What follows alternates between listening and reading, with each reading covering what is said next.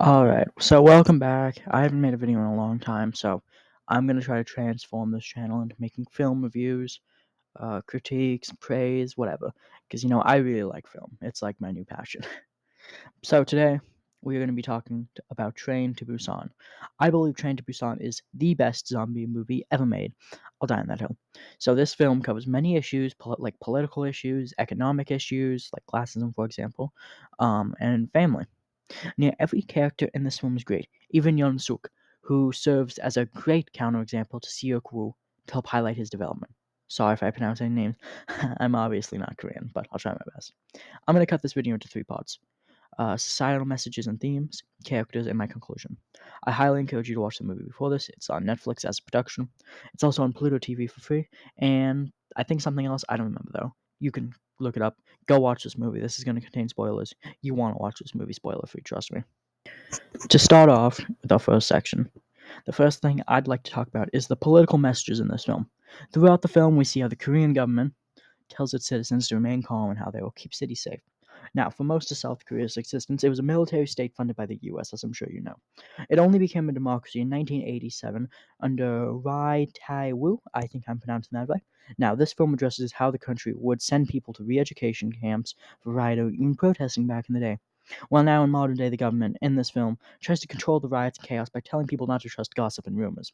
This is a common tactic used by panicking governments. Now, this obviously doesn't work, and the chaos in the country continues, but the people are told to trust the government, who, by the way, is hiding in Busan with the military. Now, this film specifically highlights government untrust, Korea's unstable political situation. For example, like 6 months ago, there was the president tried to stage a coup, enacting martial law, which they do in this movie. So, but an even bigger theme in this movie is family. Our main character, Seok-woo, struggles to balance his relationship with his daughter and job, never being there for her. We see this highlighted towards the beginning of the movie, as his daughter's birthday shows up, and Seok-woo gives her a Wii, despite the fact she already has one. His daughter is scared to talk to her mother and his ex-wife around him, as we see her desperately hang up the phone when he comes into the room. Also, we see how she wants to travel to Busan to visit her mother for her birthday, and she wants to travel the train there alone without her father. Thank God she didn't. Now, we learned later that Siyaku's wife left him because he didn't care about anyone but himself and work, which we will explore later on. Now, I wish I could dabble more with this at the moment, but a lot of that will be saved for the section on character development. But this is far from the only example of family themes showing up in this movie. Among Sang-ho and his wife Seong Kyung-young, who struggle with their incoming child and specifically thinking of a name for her, which does get figured out in Sang-hwa's dramatic death. More on that in a bit.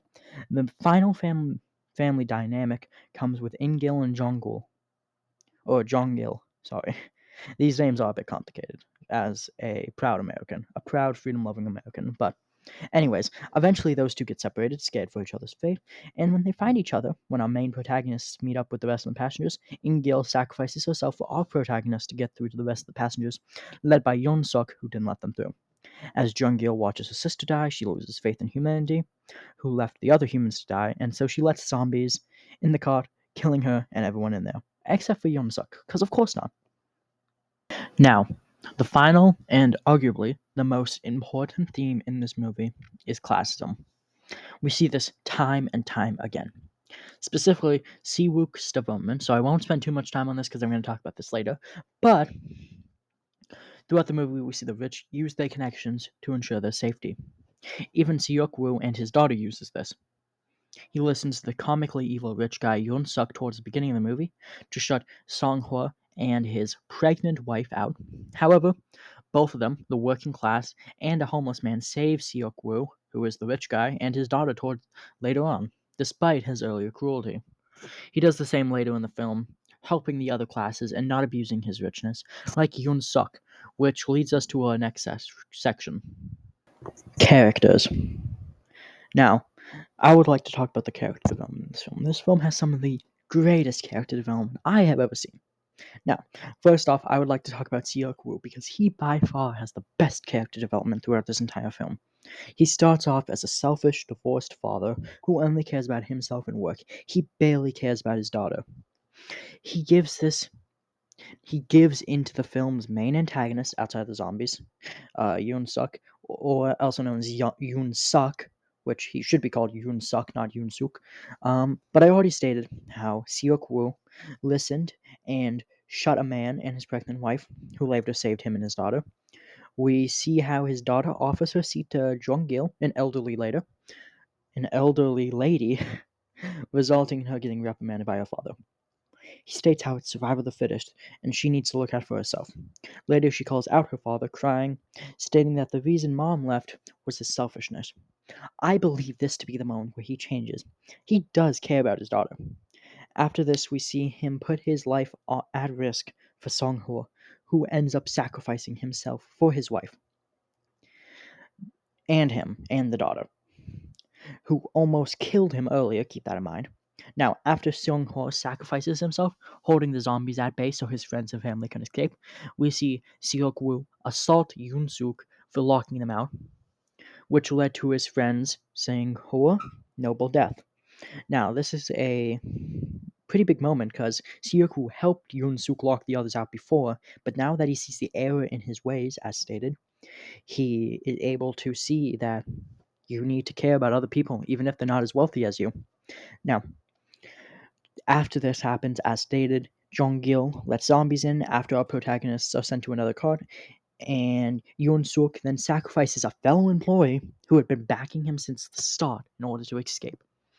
We see Yoon Suk kill Jim Hee to make another escape, which is the girl who has a crush on the baseball captain, and then she died in the baseball captain Min Young's arms, killing him as well.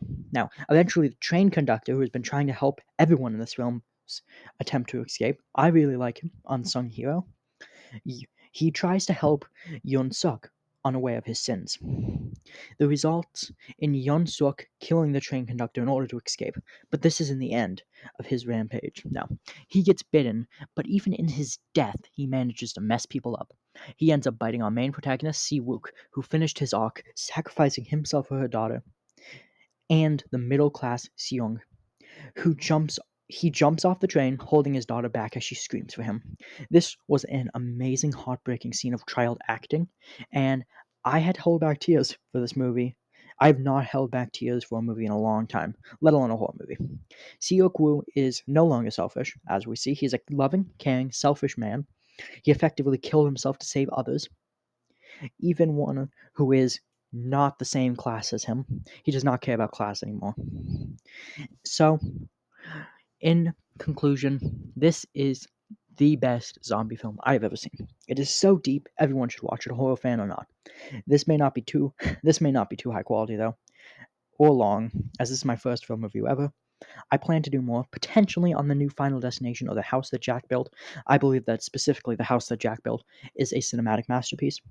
But let me know your suggestions. Nevertheless, I do thank you for your time. Make sure to like and subscribe if you made it this far and you enjoyed my video. I plan to make more videos like this, so thank you again. And make sure you like and subscribe and comment your suggestions.